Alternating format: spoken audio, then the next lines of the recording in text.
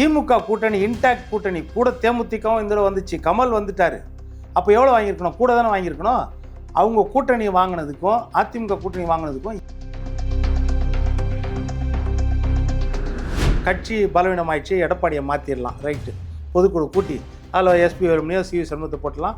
அவங்க ஜெயலலிதாமாவுக்கு இணையாக இருப்பாங்க, தமிழ்நாடு முழுக்க பிரச்சாரம் பண்ணுவாங்க. அடுத்த தேர்தலில் திமுகவும் வீட்டுக்கு அனுப்பிச்சிடுவாங்க, தாவேக்காவும் வீட்டுக்கு அனுப்பிச்சிடுவாங்க, ரைட்டா? அது கட்சி பிரச்சனை. தாவேக்காவை ஆதரிக்கிறதுக்கு அதுக்கு என்ன சம்பந்தம்?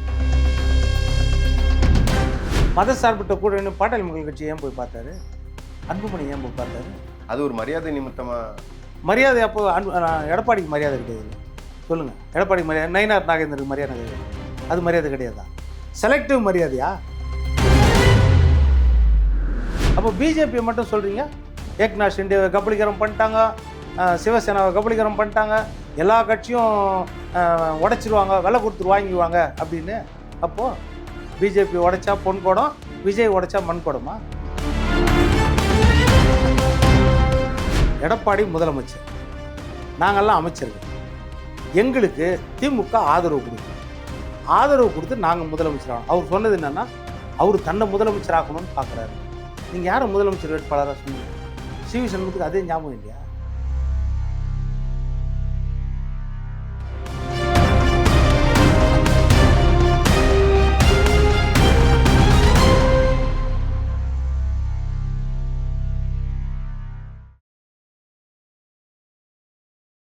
திமுக கூட்டணி இன்டாக்ட் கூட்டணி கூட தேமுதிகவும் இந்த வந்துச்சு, கமல் வந்துட்டார். அப்போ எவ்வளோ வாங்கியிருக்கணும்? கூட தானே வாங்கியிருக்கணும்.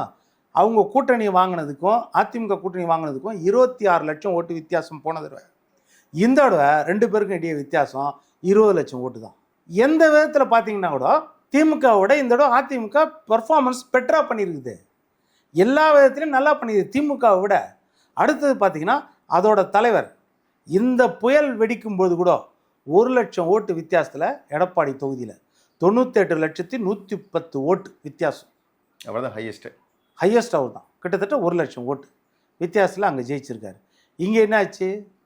கொளத்தூர் தொகுதி சொந்த தொகுதியில் முதலமைச்சரே அந்த கட்சியின் தலைவரே தோற்றுருக்காரு. அப்போ எல்லா விதத்துலையும் பார்த்தீங்கன்னா அதிமுக ஒரு அட்வான்டேஜில் இருக்குது இந்த தேர்தலை பொறுத்த வரைக்கும். அப்போ அந்த விஜய் ஃபேக்டர் ப்ளே பண்ணதால் 2 பேருக்கும் பாதிப்பு.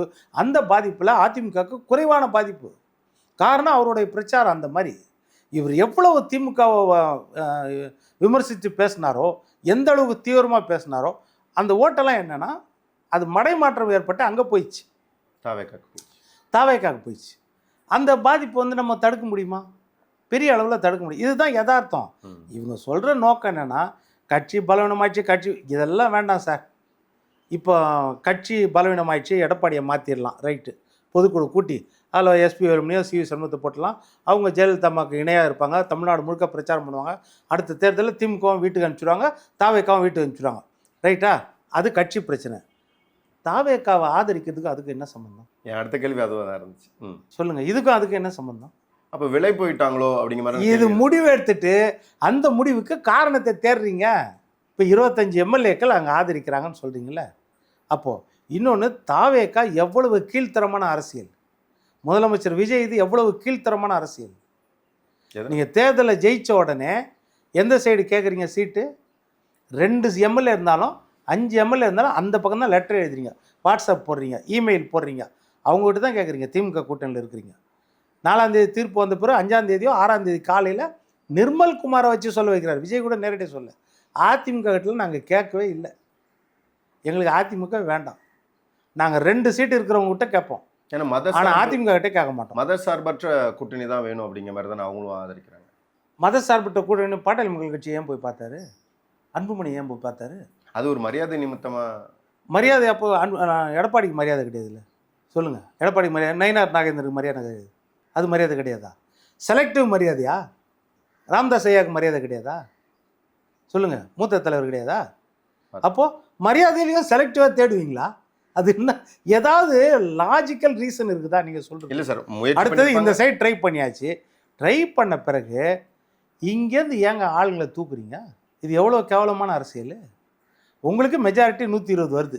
இந்திய யூனியன் முஸ்லீம் கூட தன்னுடைய தடத்தை தியாகம் பண்ணி உங்களை ஆதரிக்கிறாங்க. அவங்க திமுக கூட்டணி தான் என்றைக்கு இருந்தாலும் சொல்லிட்டு அவங்க இருக்கவங்க. போனதையும் ஜெயிச்சதாங்க தான், இந்த தடவை ஜெயிச்சதாங்க தான் முதல்லே சொல்லிட்டாங்க. நீங்கள் லெட்டர் கொடுத்த பிறகு கூட இல்லை நாங்கள் திமுக கூட்டணி அதையும் மீறி அவங்க இக்கட்டான சூழ்நிலை, சரி ஏதாவது ஒரு ஆட்சி இருக்கணும், உடனே தேர்தல் ஆதரிச்சாங்கல்ல, உங்களுக்கு கிடைச்சிச்சுல்ல, ஏங்க எதிர் முகாமில் ஆள தேடுறீங்க? டிடிவி தினகரன் 11 தொகுதி எவ்வளவு போராட்டம் நடத்தி அவர் ஒரு தொகுதியில் விசில் சின்னத்தை 3வது வர வச்சு ஜெயிக்க வச்சார் அந்த காமராஜரை. அவர் எதுக்கு நீங்கள் வாங்கினீங்க? இது மரபா? இது நியாயமா? அப்போ பிஜேபியை மட்டும் சொல்கிறீங்க, ஏக்நாத் ஷிண்டேவை கபலீகரம் பண்ணிட்டாங்க, சிவசேனாவை கபலீகரம் பண்ணிட்டாங்க, எல்லா கட்சியும் உடைச்சிருவாங்க, விலை கொடுத்துட்டு வாங்கிடுவாங்க அப்படின்னு. அப்போது பிஜேபி உடைச்சா பொன் குடம், விஜய் உடைச்சா மண் குடமா? சொல்லுங்கள், இது எந்த விதத்தில் நியாயம்? இன்னொன்று, நீங்கள் மற்றவங்கள கூட குறை, இப்போது காங்கிரஸ்லேருந்து அத்தனை பேரும் இந்த மாதிரி அடுத்த கட்சியை உடைச்சிருக்கிறாங்க கடந்த காலங்களில். அதுக்காகத்தான் ஆன்டி டிஃபெக்ஷன் லாவே கொண்டு வந்தது. ஆயாராம் காயாராம்ன்றாங்க. லால்ன்றவர் ஹரியானாவில் ஒரு நாளைக்கு 3 இடத்துக்கு மாறினார் அவர் 77ல். அதுக்கு பிறகு தான் 85ல் ராஜீவ்காந்தி இந்த சட்டத்தையே கொண்டு வந்தார். ஐயோ இது மோசடியாக இருக்குது அப்படின்னு ஒரு சட்டத்தை கொண்டு வந்தார். அதில் அமெண்ட்மெண்ட் 2003ல் கொண்டு வந்தார் வாஜ்பாய். அதனால் என்னென்னா 2/3 மெஜாரிட்டி இருந்தால் தான், அதுக்கு முன்னாடி 1/3 கூட இருந்துச்சு, 2/3 இருந்தால்தான் அங்கீகாரம், இல்லைன்னா கிடையாது அப்படின்ற மாதிரி கொண்டு வந்தாங்க தனிக்குழுவுக்கு. இப்போ இந்த சட்டம்லாம் இருக்கும்போது மற்ற கட்சிகள்லாம் உடைக்கும். எல்லா கட்சிகளும் ADMKவும் ADMKவும் ஒரு காலத்தில் உடைச்சிருக்கோம், அதே மாதிரி திமுகவும் ஒரு காலத்தில். ஆனால் இதெல்லாம் வந்து பெரிய அளவில் ஆதாரம் கிடைக்காது. ஆனால் இதில் என்ன ஆதாரம் பாருங்கள், முதலமைச்சராக உங்களுக்கு 12ஆம் தேதி பதவி பிரமாணம் செய்யிட்டார் யார், நம்ம இவர் கவர்னர். அடுத்த நாள் நீங்கள் மெஜாரிட்டியை நிரூபிக்கணும், நிரூபித்தா தான் நீங்கள் கவர்னர் இது முதலமைச்சர். இப்போ நீங்கள் ஒரு காபந்து முதலமைச்சர் மாதிரி தான், ரைட்டாக? மெஜாரிட்டியை நிரூபிக்கணும். முதலமைச்சர் பதவி பயன்படுத்தி நீங்கள் நேராக சிவி சண்முகம் வீட்டில் போய் எப்படி ரிபல் எமரேஜ் பார்ப்பீங்க? அடுத்த நாள் ஓட்டெடுப்பு சார். லெவல் பிளேயிங் ஃபீல்டாக இருக்கணும், எல்லாருக்கும் சம வாய்ப்பாக இருக்கணும், யாரும் அன்டியூ இன்ஃப்ளூயன்ஸை பயன்படுத்தக்கூடாது. அதுதான் 10th ஷெடியூல்லே இருக்குது. 10th ஷெடியூலில் என்ன இருக்குது? அதுக்காகத்தான் நீங்கள் வந்து ஆன் ஃப்ளோர் தான் டெஸ்டிங்கு. அதுக்கு முன்னாடி கவர்னர் இதில் வந்து எம்எல்ஏக்களை டெஸ்ட் பண்ணக்கூடாதுன்னு சொல்கிறோம்ல. ஆனால் எம்எல்ஏக்கள் எதுக்காக ஒரு லெட்டராவது கொடுங்க, யார் யார் உங்களை ஆதரிக்கிறாங்க, ஓரளவுக்கு நான் கன்வின்ஸ் ஆகணும், நீங்கள் ஃப்ளோரில் டெஸ்ட் பண்ணிக்கோங்க அப்படின்னு எதுக்கு சொல்கிறாருன்னா, நான் பதவி பிரமாணம் செய்து வச்சிட்டா அந்த முதலமைச்சர் ஆட்சி அதிகாரத்தை பயன்படுத்தி நீங்கள் அன்டியூ இன்ஃப்ளூயன்ஸ் தேடுவீங்க, குதிரை பேரம் நடத்துவீங்க. அதற்காகத்தான். அதற்கு முன்னாடி எனக்கு கொஞ்சம் எவிடன்ஸ் வேணும்னு கேட்குறது அதுக்காகத்தான். இன்றைக்கி நடந்துச்சா? அதுவும் இல்லாமல் நீங்கள் முதலமைச்சரை தேர்ந்தெடுக்கப்பட்டது ரிபல் குரூப்பை எப்படி போய் பார்ப்பீங்க? அப்போ அது அன்டியூ இன்ஃப்ளூயன்ஸ் அவங்கள ஏற்படுத்துகிற மாதிரி தானே. நீங்கள் அழையா விருந்தாளி, அவங்களுக்கு லெட்டரும் கொடுக்கல, அந்த கட்சிக்கு லெட்டர் கொடுத்தீங்களா எங்களை ஆதரிங்கன்னு சொல்லி? இல்லை ஃபோன் பண்ணி கேட்டிங்களா? எதுவுமே இல்லாமல் அவங்களேருந்து பிரித்து அந்த குரூப்பை நீங்கள் போய் பார்க்குறீங்கன்னா என்ன அர்த்தம்? அப்போது முதலமைச்சர் பதவியை நீங்கள் தவறாக பயன்படுத்துகிறீங்க அப்படின்ற மாதிரி தான் அந்த இடத்துல கேள்வி வரும். அது ஆன்டி டிஃபெக்ஷன் லா பிரகாரம் எந்த ஒரு நீங்கள் சலுகையும் கொடுக்கக்கூடாது.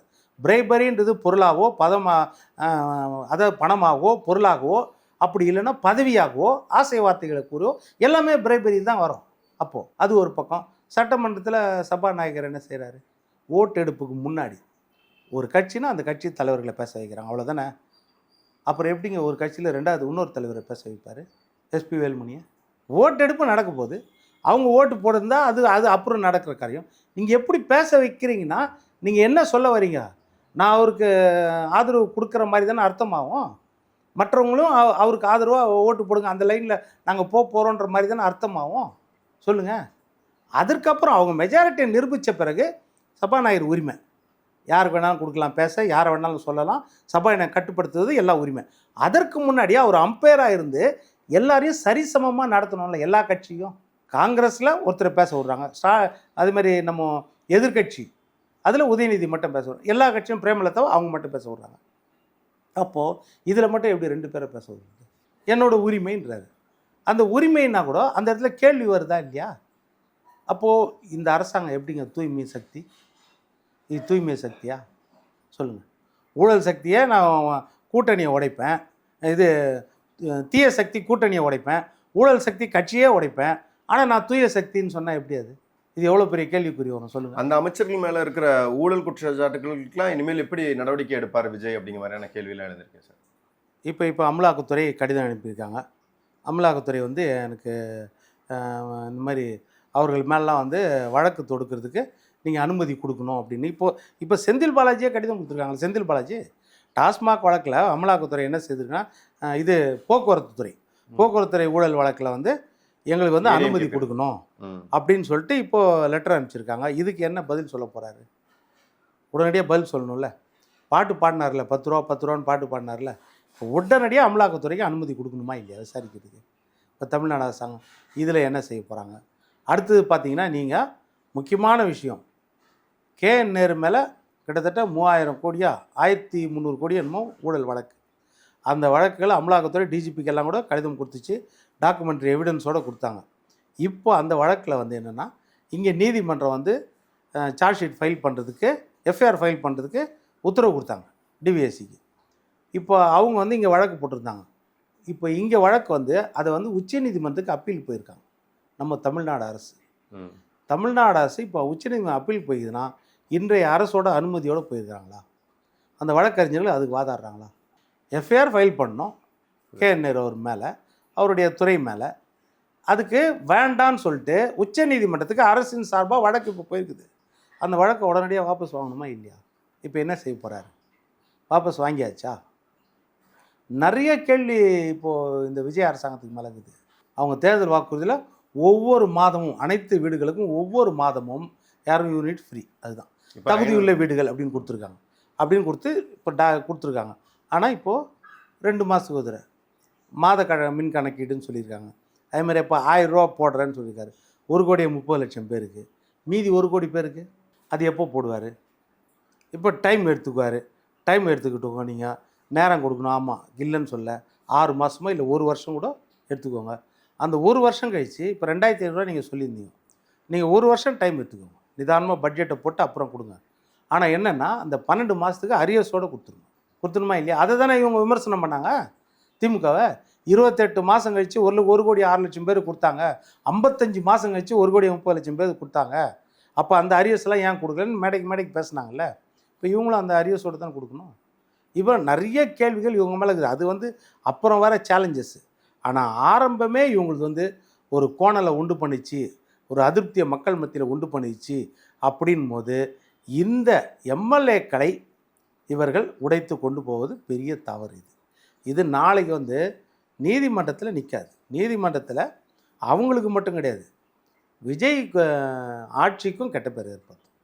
ஏன்னா ஏற்கனவே வந்து சீதா சோரன் வழக்கில் தெளிவாக கொடுத்துருக்கு தீர்ப்பு. இந்த 4 மார்ச் 2024 தீர்ப்பு வந்தது. 7 நீதிபதிகள் கொண்ட உச்ச நீதிமன்ற அமர்வு தீர்ப்பு கொடுத்துக்குது. அதாவது ஆர்டிகல் 194 பிரகாரம் எப்படின்னா, ஸ்டேட் அசம்பிளியில் இருக்கிற எம்எல்ஏக்களுக்கு அவங்களுக்கு வந்து சட்டமன்றத்துக்குள்ளே எது செய்தாலும் நீதிமன்றம் கேட்க தேவையில்லைன்றது. அந்த சட்டம் பொருந்தாது. 7 நீதிபதிகள் தீர்ப்பு தெளிவாக கொடுத்தது. Bribery in any form for voting or speaking in parliament or assembly is a crime. அது வந்து 194 ஆர்டிகல் ஷீல்டு பண்ணாது, அவங்களுக்கு கவசமாக கேடயமாக இருக்காது அப்படின்ற தீர்ப்பை தெளிவாக கொடுத்துருக்குது. அதனால் நாளைக்கு இவங்க ஒருவேளை அமைச்சர் ஆனாலும் சரி, இல்லைனா இதுக்கு ஏதாவது லஞ்சம் பெற்றார்கள், ஆதாயம் பெற்றார்கள், ஒரு ஆதாரம் கிடைச்சாலும் சரி, நாளைக்கு இது மிகப்பெரிய வழக்காகி அந்த வழக்கில் வந்து இந்த ஆட்சிக்கு கெட்டப்பேர் ஏற்படுத்த வாய்ப்பு இருக்குது. இன்னொரு பக்கம் மெஜாரிட்டி அவங்களுக்கு இருக்குது. இருக்கும்போது இன்னொருத்தர் இந்த மாதிரி செய்ய வேண்டிய அவசியம் கிடையாது. திமுக அதிமுக வந்து இணைய போகிறதா ஒரு செய்தி வந்துச்சு, அதனால தான் நாங்கள் வந்து வெளியேறணும் அப்படிங்கிற மாதிரி சொல்கிறாங்க. அது உண்மையா சார்? நீங்கள் சொன்ன கேள்வி. ஆனால் இணைய போகிறதுன்னு அவர் சொன்னாரா? பேச்சுவார்த்தை நடந்துச்சு, ஆதரவு. திமுக அதிமுக இணைய போகிறதுன்னு சொன்னாரா, ஆதரவு கொடுக்க போகிறது சொன்னார்? கூட்டணி. கூட்டணி இல்லை. அதாவது அவர் சொன்ன காரணம் என்னென்னா, எடப்பாடி முதலமைச்சர், நாங்கள்லாம் அமைச்சர்கள், எங்களுக்கு திமுக ஆதரவு கொடுக்குறோம், ஆதரவு கொடுத்து நாங்கள் முதலமைச்சர் ஆகணும். அவர் சொன்னது என்னென்னா, அவர் தன்னை முதலமைச்சர் ஆக்கணும்னு பார்க்குறாருன்னு. நீங்கள் யாரை முதலமைச்சர் வேட்பாளராக சொன்னீங்க? சிவி சண்முகத்துக்கு அதே ஞாபகம் இல்லையா? தேர்தலில் யார் முதலமைச்சர் வேட்பாளர்? அவர் தானே முதலமைச்சர். அப்போ தான் முதலமைச்சர் ஆகணும்னு பார்க்குறாருன்னா அது அவர் தானே நீங்கள் முதலமைச்சர் வேட்பாளர். அப்புறம் அவர் முதலமைச்சர் யார் ஆவா? அதிமுக முதலமைச்சர், அதிமுக அமைச்சரவை, நீங்கள் அமைங்க, நாங்கள் ஆதரவு கொடுங்க. ஆனால் 2 பக்கம் மறுத்தாச்சது. இந்த மாதிரி யாரும் பேசவும் இல்லை, இந்த மாதிரி கிடையாது அப்படின்னு தெளிவாக மறுத்துட்டாங்களா இல்லையா? மறுத்தாச்சு. மறுத்த பிறகும் சொல்கிறேன். இப்போ நீங்கள் கேட்குறதுக்காக நான் கற்பனைக்கே சொல்கிறேன். அப்படி நடந்தால் கூட திமுக என்ன சொல்லுது? அதிமுக நீங்கள் முதலமைச்சர் ஆகுங்க, அதிமுக முதலமைச்சரால் சிவி சண்முகம் சட்டத்துறை அமைச்சராகட்டும், அப்புறம் நீர்வழித்துறையோ இல்லைன்னா போக்குவரத்துறையோ எதுனாலும் எஸ்பி வேலுமணி ஆகட்டும், நீங்கள் எல்லாம் அமைச்சராகுங்க, நாங்கள் உங்களை தாங்கி பிடிக்கிறோம், அப்படி தானே சொல்லுது. இது திமுக கெட்ட பேரா அதிமுக கெட்ட பேரா? திமுகவுக்கு தான். 75 வருஷ கட்சி. ஸ்டாலினுக்கு தெரியாதா தனக்கு கெட்ட பேர்? உதயநிதிக்கு தெரியாதா? கனிமொழி அம்மாவுக்கு தெரியாதா? தனக்கு தானே இது கெட்ட பேர் அப்படின்னு. இதே எடப்பாடி வந்து உதயநிதி முதலமைச்சர் ஆகட்டும், அவங்க கூட அமைச்சர் ஆகட்டும், நம்ம ஆதரிக்கலாம்னு சொன்னார்னா தப்பு. சிவி சண்முகம் சொல்லுது தப்பு. அவங்க வீட்டில் ஏற்றுக்க மாட்டாங்க. அவர் சொல்லுது கரெக்ட் தான். சரி, ஆனால் நம்ம முதலமைச்சர் ஆகிறதுக்கு அவங்க தாங்கி பிடிக்கிறேன்றாங்க, முட்டு கொடுக்குறேன்றாங்க, அவங்களுக்கு தான் கெட்ட பேர். சரி, இவர் சொன்ன மாதிரி அவங்க தயவுலே நம்ம வானாங்க. சிவி சண்முகம் சொல்லுது கரெக்டுங்க, ரைட்டுங்க, ஓகே. அடுத்தது சிவி சண்முகம் என்ன காரணம் சொன்னார் சொல்லுங்கள் அதை. இப்போ விக்னேஷ் அதை ஞாபகமாக சொல்லணும். யார் முதலமைச்சர் ஆகிறதுக்கு ஐடியா பண்ணாங்க அடுத்தது? திருமாவளவன். விசிகே முதலமைச்சர் ஆகிறதுக்கு ஐடியா பண்ணோம். அதை வந்து யார் தடுத்துட்டா? எடப்பாடி தடுத்துட்டாரு. அதானே சொன்னார். விசிகே ஒரு தலித் முதலமைச்சர் ஆகணும் ஆசைப்பட்டோம். ஆமாம், இப்போ விசிகே முதலமைச்சர் ஆகணும். அந்த முதலமைச்சர் அவையில் வந்து அதிமுக தான் ஆட்சி கூட இருக்கணும். சிவி சண்முகம் சட்ட அமைச்சர் ஆகணும் இல்லை. இதுக்கு திமுக தாங்கி பிடிக்கும். விசிகே தலைவர் முதலமைச்சராகி சிவி சண்முகம் அதில் வந்து சட்டத்துறை அமைச்சராகி அதை திமுக ஆதரித்தா அவங்க வீட்டில் ஒன்றும் சொல்ல மாட்டாங்க. ஆனால் எடப்பாடி முதலமைச்சராகி சிவி சண்முகம் சட்டத்துறை அமைச்சர் வீட்டில் ஏற்றுக்க மாட்டாங்க. இது என்ன சார் லாஜிக்கு சொல்லுங்கள்? இது ஏதாவது பொருந்துற மாதிரி இதா? திமுக ஆதரவோட நாங்கள்லாம் அமைச்சராகவும் விசிகே தலைவர் முதலமைச்சர் ஆகட்டும், அப்போ நாங்கள் ஏற்றுக்கிறோம். ஆனால் எடப்பாடி முதலமைச்சர் ஆகக்கூடாது. அதுதான் அப்போ தனிப்பட்ட விரோதம் தானே இது காரணம். அவர் சொல்கிற காரணம் ஏதாவது லாஜிக்காக ஏற்றுக்கணும். அப்போ என்னென்னா, நீங்கள் ஆதரிக்கிறதுக்கு ஏதோ திரைமறைவாக பேசி முடிவு எடுத்துட்டு அதுக்கு ஒரு சாக்கு தேடுறீங்க, ஒரு காரணம் தேடுறீங்க. அதுக்கு அப்பாவி எடப்பாடியை பலிகடா ஆக்க பார்க்குறீங்க. அதுதானே அர்த்தம். அப்புறம் இதில் என்ன லாஜிக் இருக்குது?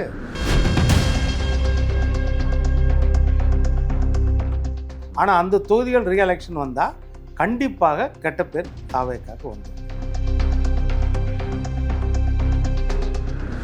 2/3 மெஜாரிட்டி, 3ல் 2 பங்கு இருந்தால்தான் 32 பேர் இருக்கணும். இல்லைன்னு போது யுவர் டிஃபெக்ஷன் ஃபேக்டர். அப்போது விப்போ கட்சியோட எண்ணங்களே பிரதிபலிக்காமல் சேர்த்து வைக்க விரும்புகிறாங்கன்னா யாருனாலும் விரும்புவாங்க. அது இப்போ ராஜீவ்காந்தியை ஒரு கட்டத்தில் சேர்த்து வைக்க விரும்பினாங்க. பிஜு பட்நாயக் 1979 செப்டம்பர் 12 சீமான் எப்படின்னா, நம்மளுடைய ஜனநாயக முறைப்படி பார்க்கும்போது ரொம்ப யோசிக்கணும். வெற்றி மட்டும்தான் தீர்மானிக்கும் அப்படின்றது இல்லை, கட்சி கட்டமைப்பு அப்படின்னு இருக்குது அவருக்கு.